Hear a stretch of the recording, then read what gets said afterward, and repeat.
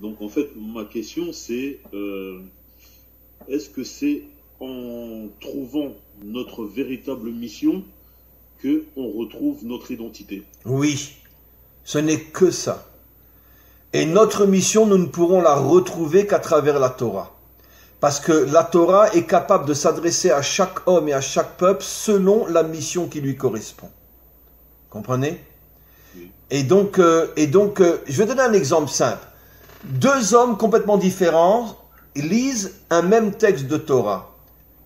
Même si c'est le même texte, chacun va le ressentir et le comprendre d'une manière différente.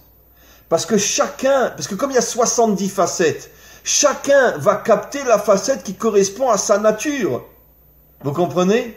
Et on a énormément d'exemples parmi nos maîtres que deux maîtres, par exemple, lisaient le même texte ou allaient au même cours, entendaient le même enseignement de leur maître, et quand après ils sortaient et qu'ils se posaient la question, alors qu'est-ce que tu as entendu? Chacun donnait une version qui est à l'extrême opposé de l'autre.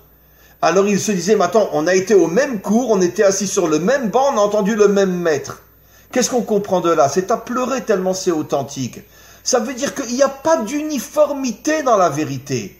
Chacun capte la facette qui lui correspond. C'est ça la vérité. Chacun capte la facette qui lui correspond. Donc, je donne un enseignement, vous allez le comprendre selon votre caractère et votre sensibilité. Un autre va entendre les mêmes mots, il va le comprendre selon son caractère et sa sensibilité. Et c'est comme ça que les identités et les missions se reconstruisent. Parce que chacun va capter le message selon, en vérité, la mission qui lui correspond, selon la nature profonde dont le maître du monde l'a doté. Vous comprenez? Et c'est pour ça que je pense, comme je l'ai dit, qu'aujourd'hui, il est très très très important de consacrer autant que possible des moments à l'étude, à recevoir des enseignements de Torah, parce que c'est ce qui va nous permettre de revenir à notre identité véritable. Et plus il y aura d'hommes et de femmes qui reviennent à leur identité, plus on sera cette armée qui pourra un jour faire face à toute la corruption et à tout le mal qu'il y a dans ce monde. Voilà.